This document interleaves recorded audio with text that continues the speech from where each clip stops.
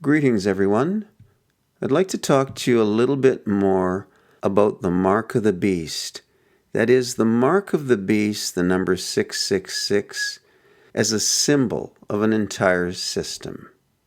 Most people focus primarily on the mechanics of the number 666 and fail to consider that the number is the symbol of an entire system the Bible refers to as Babylon, Mystery Babylon, the beast, the great whore, the mother of harlots, and the abominations of the earth.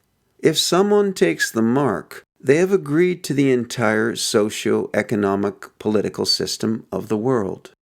Scripture says that those who refuse the mark will be unable to buy and sell, while those who receive it worship the beast, both a system and an individual, and retain their right to buy and sell. This means Mystery Babylon, the biblical term that I'll use to describe the one-world system. Mystery Babylon exercises its power in every sphere of society, and through that brings to bear pressure on all people to submit to the beast and conform to all its dictates, or suffer the consequences.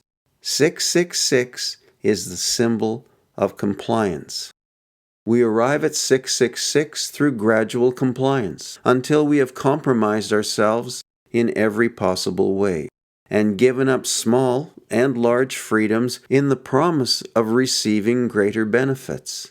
The phrase that best describes it is, "The benefits outweigh the risks."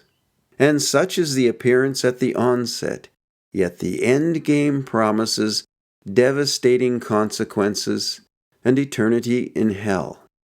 We're at a point in history where Satan, through his servants, has gained control of all things that God ordained for man's good, and God has allowed it for a purpose, which we'll discuss later. Thus, everything that touches the human condition is now controlled by Satan. For example, religion, banking, education, medicine, industry, government, law, military, science, entertainment, arts, and sports.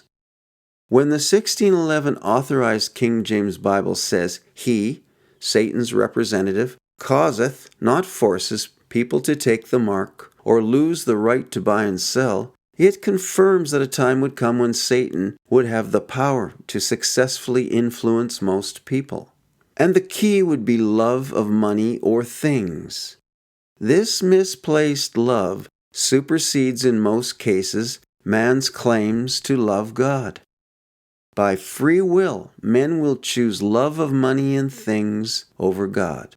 Thus, when we consider the number 666, or the mark of the beast, we must first understand the entirety of what the mark represents and why it is the end result of a gradual process of compromise. The mark in the life of a person is first defined by what they think and do. The mark in the hand represents what we do, and the mark in the forehead represents what we think and believe.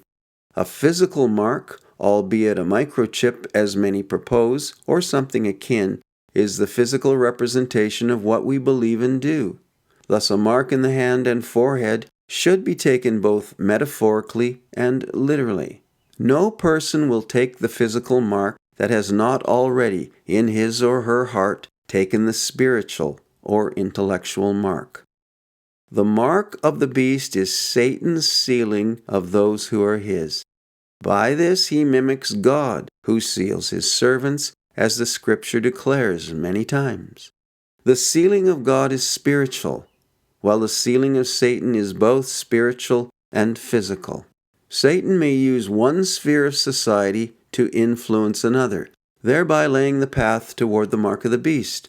For example, though not forcing a person to comply, Mystery Babylon may require people to comply in one area in order to access another. For example, if you don't agree to a particular medical intervention, then you can't travel. Or if you agree to accept personal debt forgiveness, you must give up all rights of ownership forever. Or if you want to access your money in the bank, you must allow scanning of eyes and hands. Or if you or your child seeks entry into a particular school, you may be required to produce certain medical records. The list goes on. It's all about compliance and cooperation with Mystery Babylon. Although none of these things connote taking the mark, they and other things form the basis upon which the mark will be received. Eventually, it will be necessary to take the mark in order not to become a social outcast and deemed a complete pariah, shunned by friends, family, and community. Thank you for listening.